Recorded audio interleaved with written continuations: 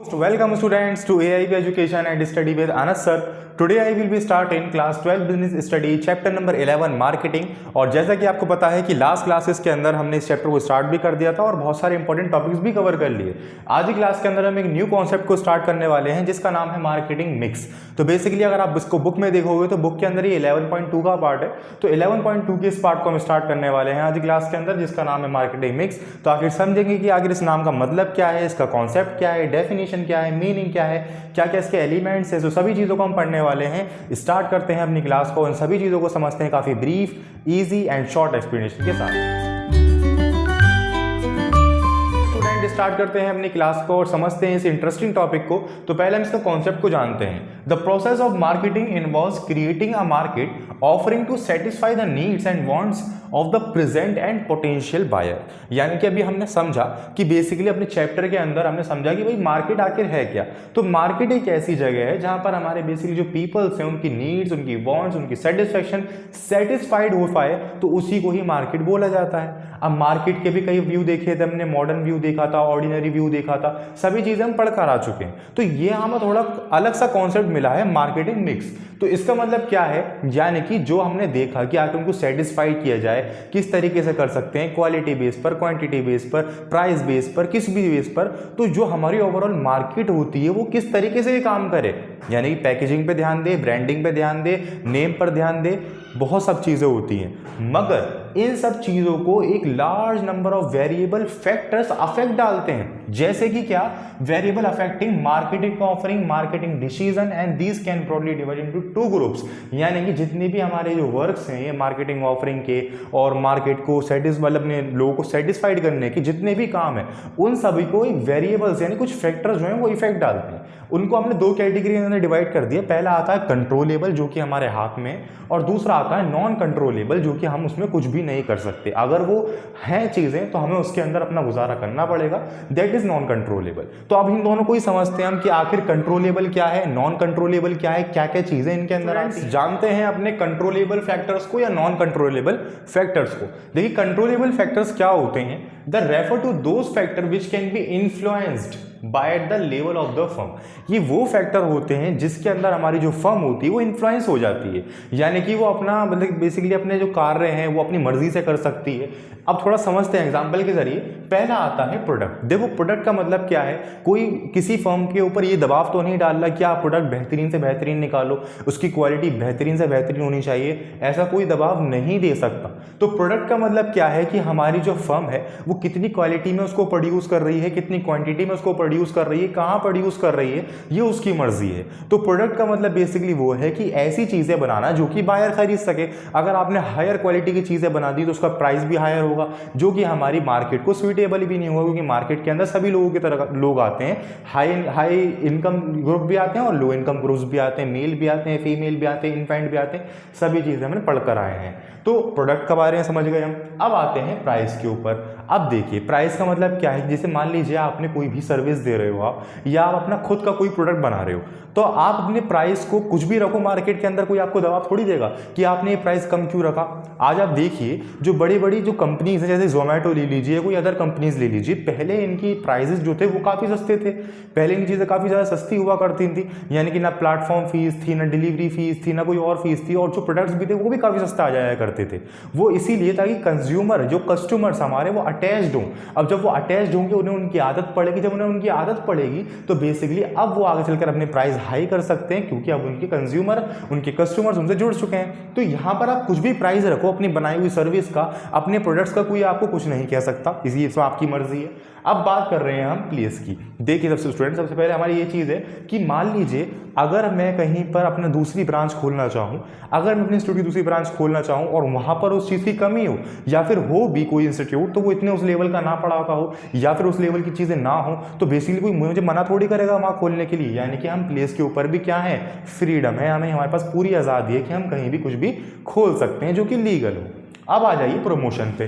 देखिए अब यहाँ तक हमने सभी काम कर लिया, अपने प्रोडक्ट बना लिए, प्राइस तय कर लिया और उसका प्लेस देख लिया कि कहाँ पे हमें चीज़ें खोलनी है। अब बात करते हैं प्रमोशन की, यानी कि मेरे प्रोडक्ट्स को, मेरे आइटम को, मेरी चीज़ को भी मार्केट के अंदर पहचाना जाए। उसके लिए आजकल क्या करवाते हैं लोग, प्रमोशन करवाते हैं सेलिब्रिटीज से या अदर हमारे मीडिया इन्फ्लुएंसर होते हैं उन सभी लोगों से। तो बेसिकली प्रमोशन से क्या होता है, अल्टीमेटली जो हमारे प्रोडक्ट्स होते हैं वो मार्केट लोग जानते हैं कि हाँ यार यहाँ पे ये चीज़ मिलती है, यहाँ पे वो बंदा आया था प्रमोशन करने के लिए। तो प्रमोशन भी हमारा बहुत मेंटेन यानी बहुत ज़्यादा इंपॉर्टेंट फंक्शन होता है। बट कोई इस पर दबाव थोड़ी डाल रहा है कि आप प्रमोशन करवाओ तभी आपका काम चलेगा, नहीं। तो ये सब चीज़ें ऐसी हैं जिसके ऊपर फर्म का हमारा पूरा कंट्रोल है, यानी कि वो चाहे तो कर सकती है, नहीं चाहे नहीं कर सकती, कोई इस पर दबाव थोड़ी डालेगा। अगर कंज्यूमर सेटिस्फाइड होगा तो उनकी चीज़ें परचेज करेगा, सर्विसेज लेगा, अदरवाइज नहीं लेगा। तो ये हमारी कंट्रोलेबल फैक्टर्स होते हैं। यहीं पर आ जाइए non controllable factor. They refer to those factor which affect the marketing decision but are non controllable at the level of the firm. यानी कि देखो यहाँ पर भी हमारी क्या कर रही है, मार्केटिंग डिसीजन हो रहा है, मार्केटिंग ऑफरिंग हो रहा है, यहाँ पर भी वही हो रहा है, मगर यहाँ पर जो हमारी फर्म है वो बेसिकली इन्वॉल्व हो रही है, इन्फ्लुएंस्ड हो रही है, इसमें ऐसा नहीं कर सकती। These factor mainly include the environmental factors. ये फैक्टर्स के अंदर जनरली इंक्लूड होता है एनवायरमेंटल फैक्टर। आप समझ सकते हैं जैसे गवर्नमेंट की पॉलिसीज, गवर्नमेंट का टैक्स या कोई भी चीज़ जो कि गवर्नमेंट से रिलेटेड हो, तो वो सब चीज़ें तो सभी के लिए होंगी ना, किसी पर्टिकुलर कंपनी के लिए तो नहीं होंगी। और ये सब चीज़ें सबको माननी भी पड़ेंगी। आप ये नहीं कह सकते कि मेरी फर्म के ऊपर गवर्नमेंट की पॉलिसी नहीं लागू होती, ऐसा आप नहीं बोल सकते। तो इसीलिए गवर्नमेंट पॉलिसी के ऊपर हमारा कोई कंट्रोल नहीं है, किसी भी गवर्नमेंट के काम के ऊपर हमारा कोई कंट्रोल नहीं है। जो हमारी मार्केट के अंदर, एनवायरनमेंट के अंदर चल रहा है उस पर हमारा कोई कंट्रोल नहीं है। तो ऐसे सभी फैक्टर, जितने भी फैक्टर्स इस पर हमारा कंट्रोल ना हो, they are non controllable factors. So I hope आपके क्लियर हो गया होगा, काफी ब्रीफ एक्सप्लेनेशन सा समझाया मैंने, controllable factors, non controllable factors. अब ये ऐसे क्यों लिखा है मैंने, देखिए स्टूडेंट्स, अगर मैं चाहता तो बुक की भी डेफिनेशन आपको पूरी लिखवा सकता था, बट आप इसको अपनी लैंग्वेज में खुद लिखोगे ना, जब प्रोडक्ट को, प्राइस को, प्लेस को, प्रमोशन को, तो आपको ये पूरा जो है पक्का हो जाएगा मामला। क्योंकि अभी तो काफी इजी चीज लग रही है, जब एग्जाम में आता है तो यही घुमा फिरा के 3-4 नंबरों का दे दिया जाता है। फिलहाल हम बात बढ़ते हैं अपने आगे की टॉपिक की तरफ और समझते हैं उसी को भी इसी तरीके से। अब हम इस कॉन्सेप्ट की मीनिंग को काफी अच्छे से समझ सकते हैं क्योंकि हमने पीछे दोनों टॉपिक को समझ लिया है। तो marketing mix refer to the combination of the controllable factor variables choose by a firm prepare its marketing offering. यानी कि इसका मतलब ये है कि जो हमारे कंट्रोल में फैक्टर्स हैं उसको फर्म चूज करे और चूज करने पर उसको प्रीपेयर करे, बढ़िया करे और उसकी सिद्धांतों पर चले, उस चीज़ों पर चले, तो उन्हीं को ही मार्केटिंग ऑफरिंग बोला जाता है।